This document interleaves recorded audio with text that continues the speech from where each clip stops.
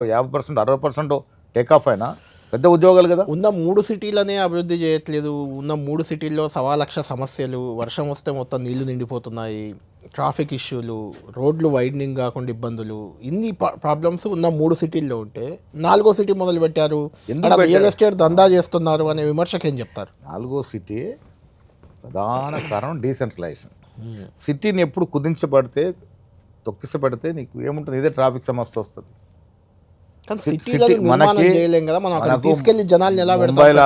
చెన్నై లాగానో fourth city అనేది కూడా అన్ని అంగులతో ప్రపంచ స్థాయికి తగ్గ ఒక సిటీ కట్టాలని.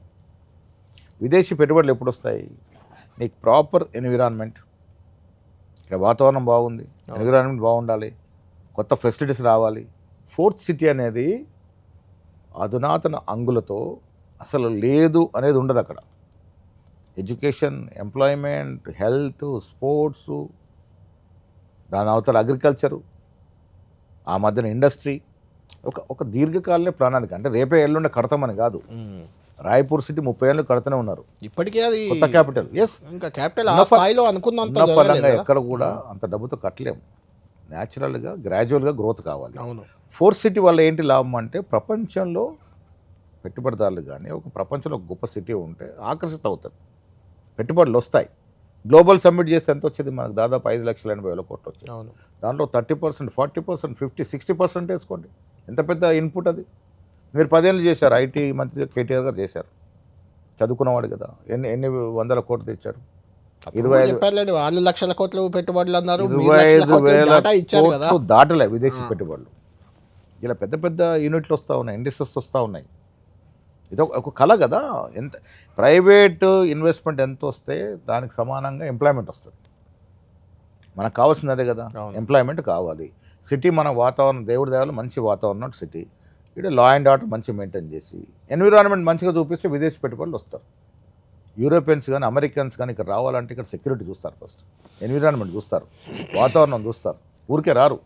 ఇవన్నిటి వల్ల మన ఫోర్త్ సిటీ అనేది టు అట్రాక్ట్. ఇప్పుడు మీరు ఫోర్త్ సిటీని ఒకటి అదేదో పెద్ద డెవలప్మెంట్ ప్రాజెక్ట్గా చూపిస్తున్నారు. ఇటు మూసీ రీజనరేషన్ ఒకటి చేస్తూ అది కూడా 1,00,000 కోట్లు అని చెప్తున్నారు. ఏదో సంథింగ్ జరుగుతుంది. చాలా సందర్భం ఎన్నికలకి రెండు మీకు ఎజెండా ఉంటాయా? డెఫినెట్గా ఇవి రెండు మాకు ఉపకరిస్తాయి. మూసీ అనేది పేదలు ఇల్లు కూల్చేస్తున్నారు కదా. మూసీ అనేది వీళ్ళు చెప్తున్నట్టు 1,00,000 కోట్ల ప్రాజెక్ట్ కాదు, 10 నుంచి 12,000 కోట్లు ఉంటాయి. I am not correct, wrong. అదే చెప్పారు, 12,000 కోట్లే ఫస్ట్ ఫేజ్లో.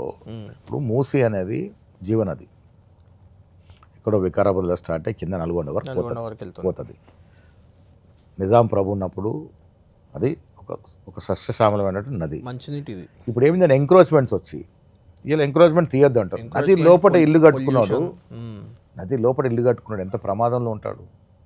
1932-37లో నిజాం ఉన్నప్పుడు ఒక భారీ వర్షం పడితే ఆనాడు ఈ హైదరాబాద్ సిటీ జనాభా 70-80 వేలు, 25,000 మంది కొట్టుకుపోయారు మూసీలో. ఇది చరిత్ర. అంటే 1/3 జనం కొట్టుకుపోయింది. అలా ప్రకృతి ఎప్పుడు చెప్పిరాదు, ప్రకృతి వైపరీత్యం చెప్పిరాదు. పెద్ద వర్షం పడితే మూసీ నదులు నడిపోవాలి. ఇప్పుడు వాళ్ళని ఇవాళ చాలామంది విమర్శిస్తారు, బీజేపీ నాయకులు కిషన్ రెడ్డి విమర్శిస్తూ ఉంటాడు మూసీని. అక్కడ పెట్టారు సబర్మతి. నేను మా మంత్రులు పోయి చూసి వచ్చాం. ఇల్లు కూల్చలేదు అనుకోండి, అది లేదు. థర్డ్ ఫేజ్ నడుస్తూ ఉంది. కొన్ని వేల ఇల్లు డిస్టర్బ్ అయినాయి, కొన్ని వేల కేసులు ఇప్పుడు గుజరాత్ హైకోర్టులో పెండింగ్లో ఉన్నాయి. పునరావాసం ఇవ్వలే.